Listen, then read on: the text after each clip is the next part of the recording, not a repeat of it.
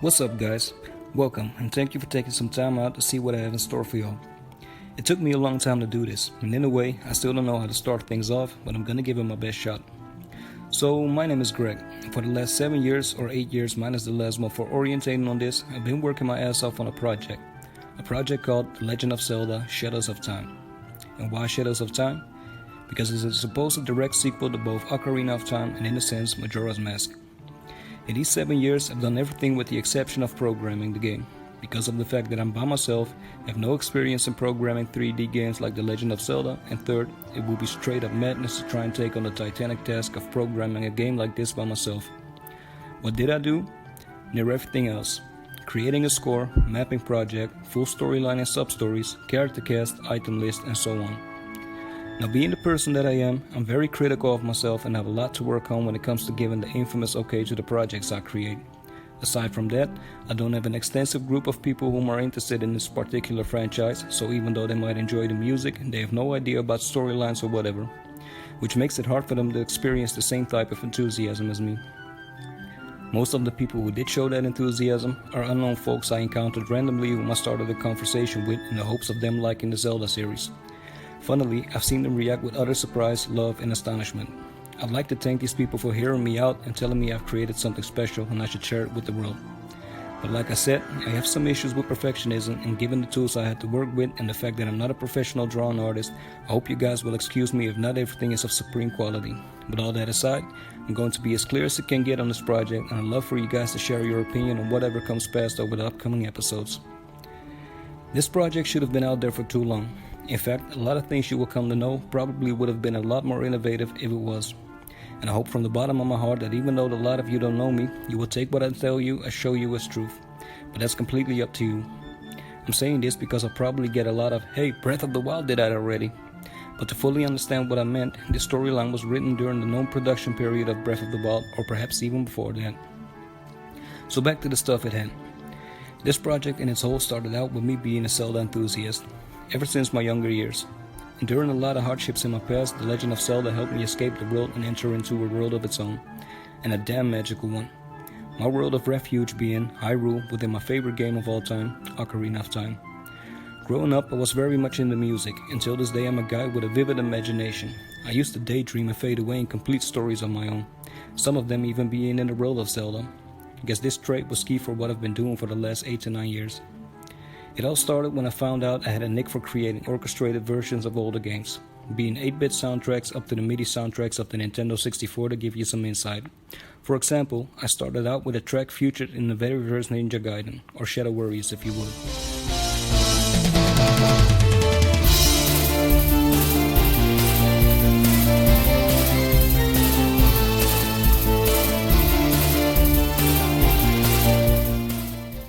And after that, crazy enough, a Zelda song of a game I had not even played. But hearing that particular theme online, I don't know, it somehow got stuck in my head, like many of Zelda songs do. So anyways, this track is called the Dark World theme, of a game called A Link to the Past. Kinda crazy, isn't it? The series has such an amazing main theme. And the first track I recreated was one I didn't even know. But I guess one thing I found out is something that is key when recreating or orchestrating is giving music that already exists, in a sense, your own spin or flavor. That's what I did with the Dark World theme. I even put in a little reference at the end of the theme. The first notes of those 16 bars, I changed the theme to an 8-bit sound. Then, in a blend of drum rolls, bells and strings, I put in a part of the Song of Time, and after that it slams back to the orchestrated version. Me imagining that was a cool way to reference the passing of time from the 8 and 16-bit era of game music up to this point where scores in games are played by entire orchestras. I like to play with game music I produce in that manner. I'll let you hear that specific part real quick.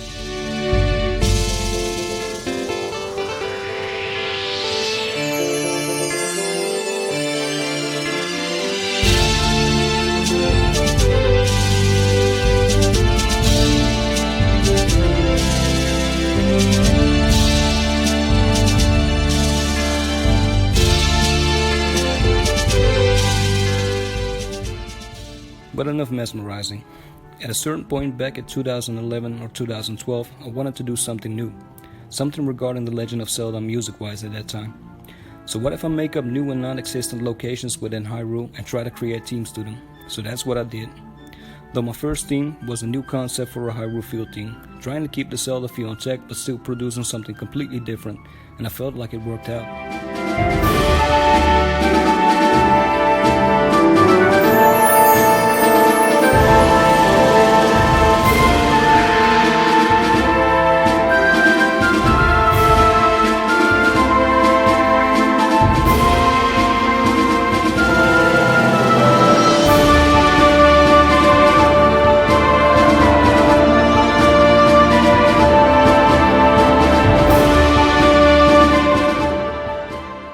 I even got loving comments from an art institute, which in those days I went and visited on the day of orientation, with one of the teachers noting that it was awesome, and I even got the nice notion that if a teacher would have been there, who appeared to be a great Zelda fan, he would have loved it.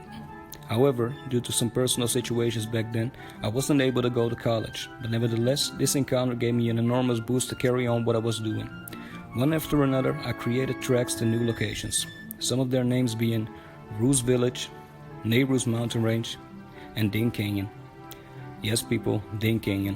One of the references I was talking about earlier, where Breath of the Wild has Elden Canyon. A little explanation and something you will see in a future episode about the mapping project. With the mapping project, I took inspiration from the Ocarina of Time map, but I drew something from my mind. You will notice that some of the locations aren't exactly where they would have been normally, but I kinda liked the raw version, and so I went with it. I kept in mind that given our time period, the map needed to be bigger than the one from Ocarina of Time. Although eventually, I went on with a mindset of it being a potential Nintendo 2DS or 3DS exclusive. Dream big people, dream big. So back to Ding Canyon. Ding Canyon was the main area in the northern part of Hyrule Field, and being that Gerudo Valley was to the northwestern western part of the map, I gave Ding Canyon a Badlands kind of vibe, like an old barren wild western area that borders on the desert region. Anyone remember the waterfall you see when you enter Gerudo Valley? You know, the one that leads you to Lake Hylia while falling into it? That's right, well Ding Canyon, or at least the edge of it, would have been the location where the waterfall originated from. And because of a time paradox, Link has to make sure that waterfall is streaming yet again. But geographically, this way you can imagine the location and origin of Ding Canyon. Here's a small part of the theme I created for Ding Canyon.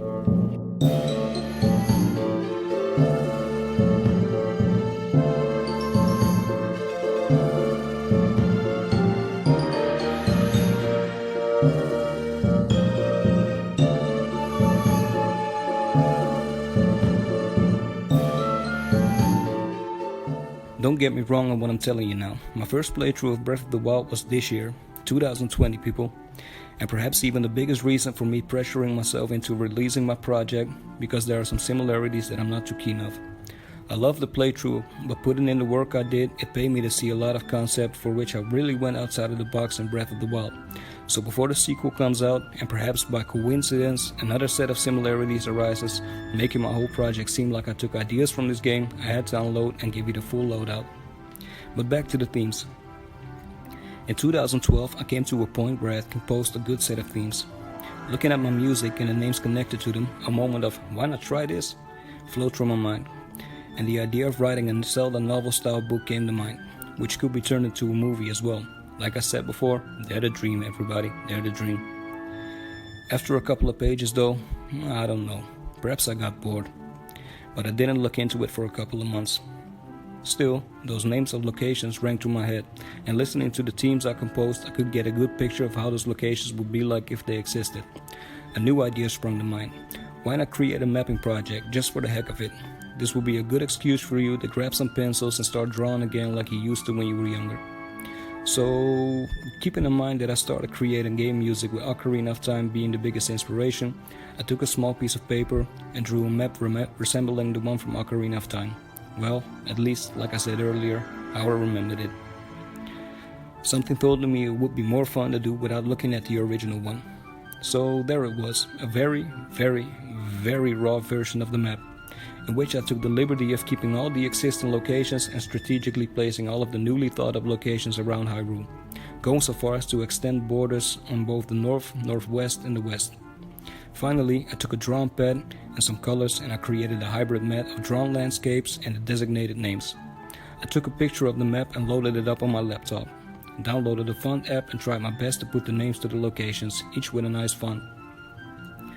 This was the start of something big to me. Why not just go all out? so I started thinking of a storyline.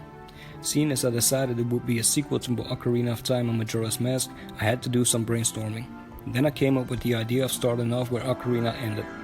Link has left Zelda's inner garden and was on his way to the forest to find his fairy friend Navi. At this point, I made the critical decision, which would alter some theories, but all in all, looking back, I did my best not to disrupt any timeline facts or theories, and to me, that was an impressive workaround, though I realized some might not agree with that certain part. Back to the story. I started thinking of a villain, a new villain. I still have the piece of paper on which I started writing down potential names. After a lot of brainstorming and scribbling, the name Saran Shadouche stuck to me. I first thought it corny to create a name which sort of references the title of the game, which I promptly named Shadows of Time, but I thought it's something that would work this way around, because his name is only part of the triple entendre of the title. I won't go into character bios and backstories, seeing as this episode is just an explanation and introduction of all of the above mentioned, and it will all get their own episode if needed. It's simply too much to tell in a single setting. So much work is going into this project, and I'm proud to say and proud to know I did it all by myself. Like a couple of people have told me, dude, you've been doing the works of an entire group by yourself. Passion can trigger you to do lots of beautiful things, just don't think of anything as impossible. I'd like to end this episode with one of the songs I composed for this game. I would love to see questions in the comments, and I'll try to answer every one of them. I hope you will all join me in this venture, as I will open up completely and put everything I created to be a project to be sent to Nintendo, which was my first dream, into episodes for you all to enjoy, and I hope to give all the Zelda fans a new adventure and to enjoy and theorize about. Because looking back, that's my dream, and has been my dream ever since I started. It's what it all comes down to. Love to all you guys, and thanks for watching. Hope to see you guys in the next episode. Oh yeah, before I forget, I'd like to mention that after the introduction and main episodes, I'm starting a new concept, in which I'll add a poll, giving you guys the option to vote on the following. After the episode, I'll ask you guys your favorite Zelda track from past games in the 8-bit and 16-bit era. After the votes are counted, I will compose my own orchestrated version of the winning track, and you guys can hear it in the episode following the one where the voting was done. I hope you guys like this concept. For now, have a good one everybody, and here's a little teaser of the song, of one of the songs of Ocarina of... my bad. Here's a little teaser of one of the songs for Shadows of Time. See you guys.